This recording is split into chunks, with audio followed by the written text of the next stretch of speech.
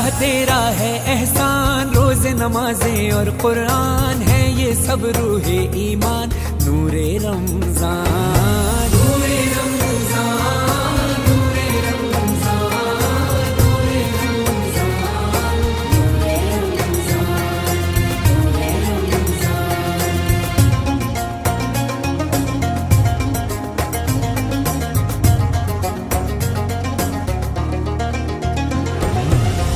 नूरे अस्सलामुअलैकुम। कैसी है मेरी यूट्यूब फैमिली। मेरी दुआ है कि जहाँ रहें खुश रहें, आबाद रहें, अल्लाह की अमान में रहें और मैं भी बिल्कुल ठीक हूँ अल्हम्दुलिल्लाह। इसी प्यारी सी दुआ के साथ अपना ब्लॉग कर लेते हैं स्टार्ट। और जनाब यह थे मेरे पास सलाद पत्ता जो कि मैंने फ्रिज में रखा हुआ था स्किलिंग रैप में रख के। तो इसमें छोटे छोटे से पौधे आ गए थे, तो मैंने सोचा चलें इसको ना, यानी पत्ते न्यू निकल रहे थे और जड़ें भी निकल रही थी। मैंने कहा चलें इसको मैं लगा कर देखती हूँ गमले में कि ये बढ़ता है या नहीं, एक्सपीरियंस करते हैं। तो बस आपके साथ भी शेयर कर रही हूँ अपना एक्सपीरियंस। अगर ये बढ़ा, सूखा जल गया, ये ग्रो कर गया तो ज़रूर शेयर करूँगी और मैं इसे पानी भी दे दूँगी। और ये मेरे 20वें रोज़े का व्लॉग है, जैसे कि एक दिन पीछे चल रही है मेरी वीडियोज़। और जनाब मेरी एक प्यारी सी सब्सक्राइबर हैं अंबर, जो कि मुझे बाकायदगी से मैसेजेस करती रहती हैं, कमेंट करती हैं। तो बस उन्होंने कहा था कि आप अपने ब्लॉग में मेरा नाम लीजिएगा, तो मैं उनका नाम ले रही हूँ। कैसी हैं अंबर आप। और ये हैं हमारे मिट्ठू मियाँ, जो सुबह सुबह मैंने पहले पौधों को खाना खिलाया, सबसे पहले कौवों को खाना खिलाया, फिर पौधों को, और अब मैं अपने यानी कि ये मिट्ठू मियाँ को भी दे रही हूँ यहाँ पर दाना पानी। तो बस उन्होंने काफ़ी, यानी कि अंबर ने काफ़ी दिन पहले मुझसे एक रिक्वेस्ट की थी कि आप मुझे कच्चे कीमे के कबाब या गोला कबाब या फिर आप बीफ सीख कबाब बनाने सिखाएं। तो मैं उनकी ये रिक्वेस्ट पूरी नहीं कर पाई थी, तो इस वजह से, थोड़ी मसरूफ़ियत की वजह से दूसरी रेसिपीज़ और व्लॉग्स आते रहे। तो अब मैं बनाने जा रही थी उन्हीं की फरमाइश पर सीख कबाब। यहाँ हमने लिया है 1 table spoon Chinese salt, 1 table spoon regular salt, 1 teaspoon कुटी लाल मिर्च, 1 टीस्पून गरम मसाला और 1 टीस्पून हमने लिए हैं पिसी लाल मिर्च और 2 पिंच हमने फूड कलर लिया है। 1/4 टीस्पून जावित्री पाउडर है, 1/4 टीस्पून जायफल पाउडर है और थोड़ी सी हमने ली है हल्दी। उसके अलावा 1/4 टीस्पून अजवाइन ली थी। और ये हमारे सीक्रेट मसाले हैं, मैं दिखा दूंगी आपको। ये है हमारे पास पीपली यानी फिलफिल दराज 1/4 टीस्पून और 1/4 टीस्पून हमारे पास है ये कबाब चीनी का पाउडर और 1/4 टीस्पून हमने ये बादियान का पाउडर लिया है। इन सब चीज़ों को मिक्स करके पीस लिया था और 3 हिस्से में हमने करके आपको दिखाया। 1 टेबल स्पून हम लिया है लहसुन अदरक का पेस्ट। कीमा हम लेंगे 1 किलो, जिसमें हमने 100 ग्राम्स चर्बी ऐड की है। अब हम दिखा देते हैं हमने जिन चीज़ों को पीसा है। ये स्टार एनीस है यानी कि बादियान का फूल है, और ये लॉन्ग पेपर है, ये जो लंबी वाली रखी है, और इसको फिलफिल दराज भी कहते हैं। और ये जो गोल वाली पड़ी हैं छोटी छोटी, इन्हें आप काली मिर्च नहीं समझेगा, ये है कबाब चीनी, जो कि इसका बिल्कुल मेन सीक्रेट इंग्रेडिएंट हैं ये सारे, जो आपको हर कोई नहीं बताएगा कबाब में जाने वाले। जायफल जावित्री, इनका हमने पाउडर बना लिया। 1 टेबल स्पून हमने लिया है ये भुने हुए चने का पाउडर, जो कि हम कोफ्तों में भी ऐड करते हैं। इन सारी चीज़ों को पीस लिया है। अभी हम इसमें हाफ क्वांटिटी ऐड कर रहे हैं, हाफ हम बाद में करेंगे। अच्छा जी, 5 से 6 हमने हरी मिर्चें ले ली थी, तेज़ वाली हैं ये, और 2 मुट्ठी हमने हरा धनिया ले लिया था। बहुत अच्छे से हम इसे चॉप कर लेंगे दोनों चीज़ों को। और हमने इसमें से मॉइस्चर बिल्कुल रिमूव करना है, यानी कि पानी बिल्कुल किसी चीज़ में नहीं होना चाहिए। कीमे को भी हमने धो के अच्छे से और छन्नी में रख दिया था ताकि इसका अच्छे से मॉइस्चर निकल जाए या पानी निकल जाए। और हमने ली थी 1 मीडियम साइज़ की प्याज, उसे ग्रेट कर लिया था, यानी कि कद्दूकश कर लिया था, और उसको स्ट्रेनर में यानी छन्नी में रख लिया। अगर आपके पास छन्नी ना हो इस तरह की, तो आप हाथ से भी दबा सकते हैं और मलमल के कपड़े में भी। बस हमने इसका पानी ही रिमूव करना है। यहाँ कीमा ले लिया है और कीमे में, यानी कि हमारे पास 1 किलो कीमा है तो 100 ग्राम हमने चर्बी ऐड किया। आपके पास चर्बी नहीं है या कम है तो आप उसकी जगह अगर कम है तो 1 टेबल स्पून आप इसमें ऐड कर लें घी। अगर बिल्कुल भी चर्बी नहीं है तो आप 4 टेबल स्पून घी ऐड कर लें इसमें। तो इससे बहुत जूसी और सॉफ्ट हमारे कबाब बनेंगे, वो आगे चल के मैं आपको दिखा दूँगी। इसको फाइनली बिल्कुल स्मूथ सा हमने, ये देखें कितना ज़बरदस्त इसका टेक्सचर आया, बिल्कुल बारीक सा हमने इसको पीस लिया है। इसकी साइड्स पर सारी, ये देखें, ये जितनी भी चर्बी थी ना साइड्स पर आ गई है। ये देखें ये सब चर्बी है इसकी, और ये भी इसका सीक्रेट इंग्रेडिएंट्स है, ये भी आपको कोई नहीं बताएगा। अब हम इसमें ऐड कर देंगे चने का powder, ginger garlic paste 1 table spoon और ये सारे स्पाइसेस जो आपको दिखाए हैं, इसी में से हमने हाफ क्वांटिटी में रोके हुए हैं, वो मैं आपको बता दूंगा कि चल के। अब हमने इसमें ऐड की है हरी मिर्च जो हमने चॉप की थी और हरा धनिया। अब ये प्याज है, देख लें बिल्कुल ड्राई है। अब ये सारी चीज़ों को हम बहुत अच्छे से मिक्स करेंगे। एक तरह से आटे की तरह हमने इसको मिक्स करना है और गूंद लेना है।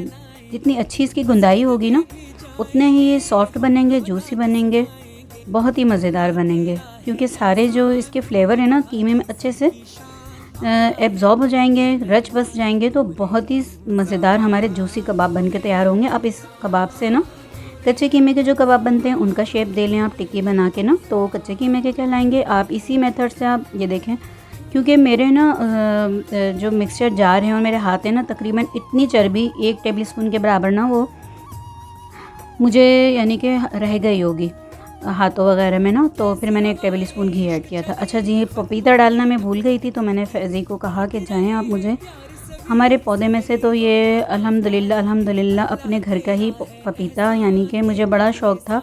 वैसे तो मैंने सोचा था बकरीद पे तोड़ूंगी, फिर मैंने कहा ऐसा ना हो बकरीद तक कोई और ही तोड़ के ले जाए या ये पक जाए, तो बस मैं आज ही इसको अपनी पहली बार यानी कि ऐड करूँगी। तो मैंने फैज़ी से कहा कि आप ना इसको तोड़ कर ला के दें मुझे पपीते को, और थोड़ी सी वीडियो बनाएं ताकि मैं अपनी ऑडियंस के साथ, अपनी फैमिली के साथ, यूट्यूब फैमिली के साथ शेयर करूं। और ये देखें इसका जूस कितने अच्छे से निकल रहा है, क्योंकि ये फ्रेश है।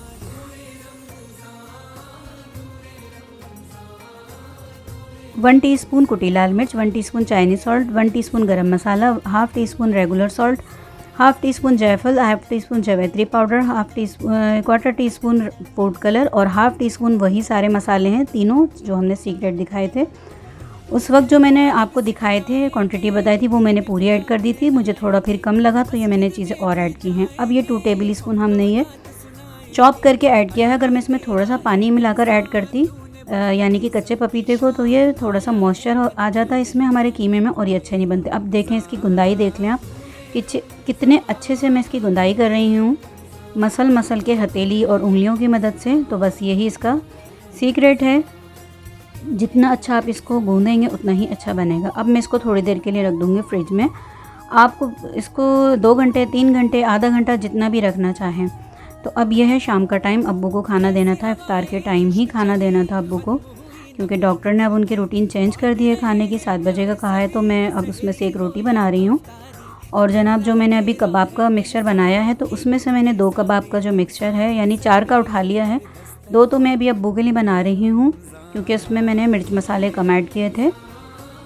तो ये देखें, इस तरह से बनाएंगे आप, तो ये कहलाएगा आपका कच्चे कीमे का कबाब।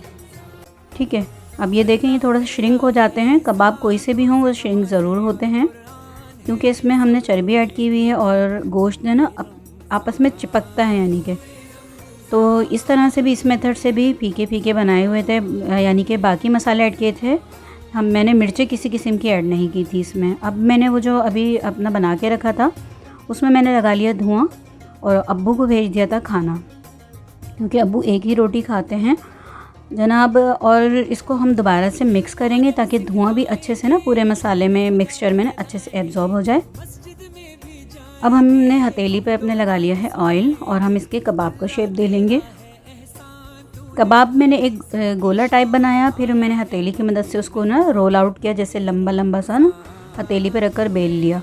तो मैं भी दिखाऊंगी, मेरे पता नहीं क्या मसला है कि मेरे कैमरे में पूरा कैप्चर नहीं हो पाता। अब आपके पास अगर कोई स्टिक वगैरह तो ले लें, मेरे पास ये पेंसिल थी, क्योंकि पेंसिल्स तो हर घर में मिल ही जाती हैं, या कोई वुडन स्पून हो तो उसकी आप बैक साइड से आप बना सकते हैं। तो बस ये हमने इसको एक होल टाइप बनाना है ना, अंदर से होलो बनाना है कबाब को। ये देखें इस तरह से जो सीख कबाब का एक शेप होता है ना वो देना है। आप चाहें तो गोला कबाब भी बना सकते हैं। इससे मेरे पास लास्ट में जो मिक्सचर बचा था ना, तो एक मैंने इसको कम बचा था तो गोला कबाब की शेप दे ली थी।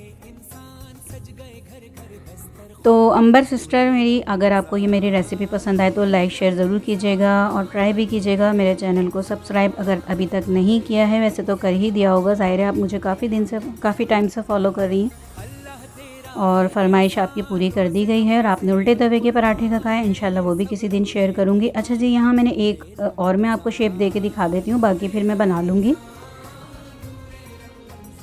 अच्छा, मेरी एक और व्लॉगर हैं, वो भी मुझे रेगुलर बेसिस पर ना मैसेजेस करती हैं, कमेंट करती हैं। उनका नाम है किस्वा व्लॉग्स।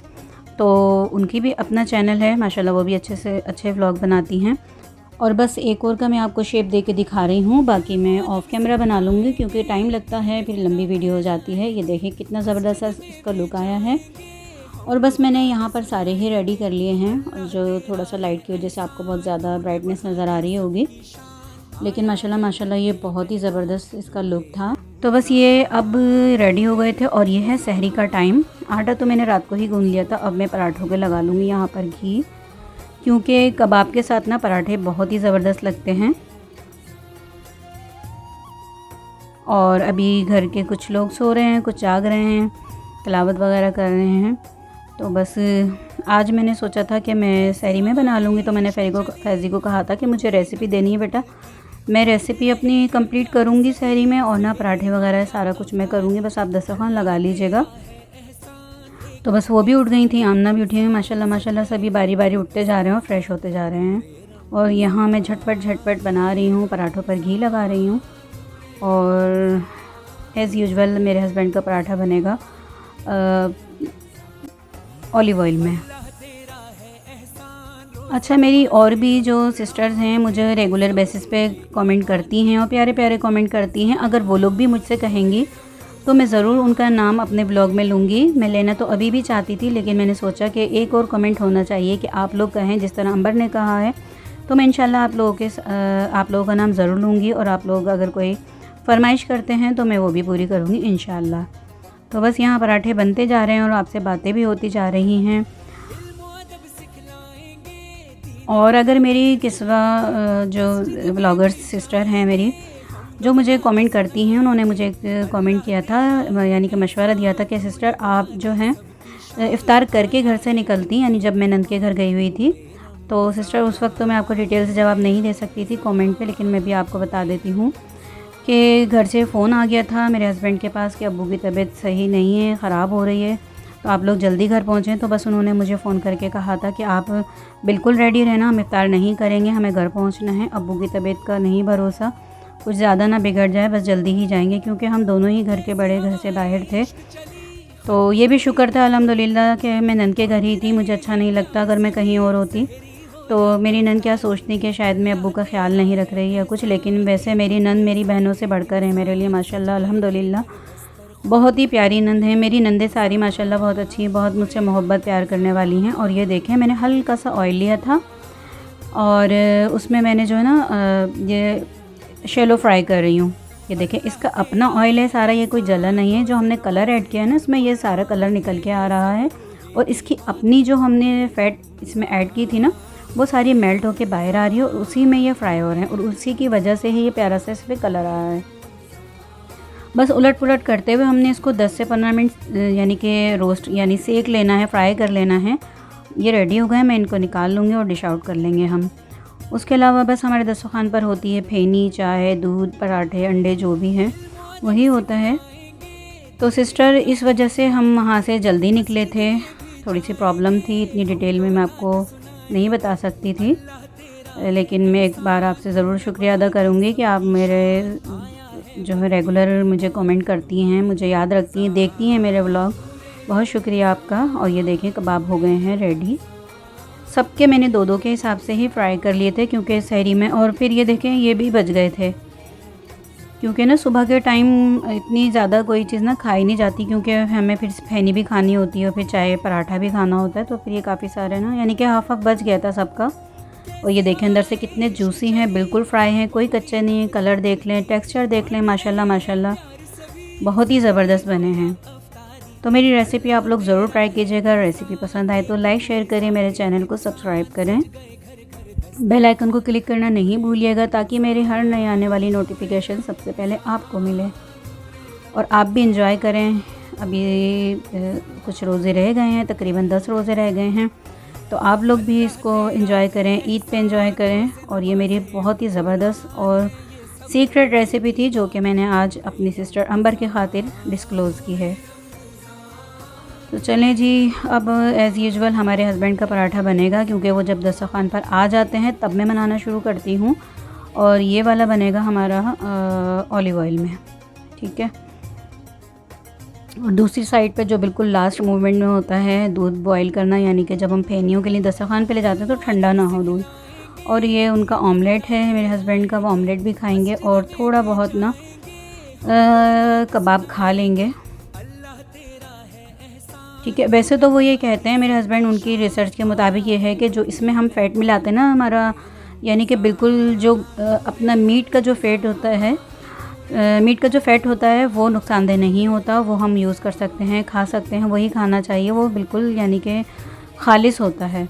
लेकिन हम इसे समझते हैं कि ये नुकसानदेह है, जम जाएगा और हम इससे मोटे हो जाएंगे, ये और वो। खैर बहरहाल अल्हम्दुलिल्लाह हर चीज़ आसान पर आ गई है। और कैसी हवाएं इश्क चली, खत्म हुई नफरत दिल की, बांट रहे हैं प्यार सभी, सहरी हो या अफ्तारी। अल्लाह तेरा है एहसान, एक हुए सारे इंसान, सज गए घर घर दस्तरखान, नूरे रमजान, नूरे रमजान, नूरे रमजान, नूरे रमजान, नूरे रमजान। अल्लाह तेरा है एहसान।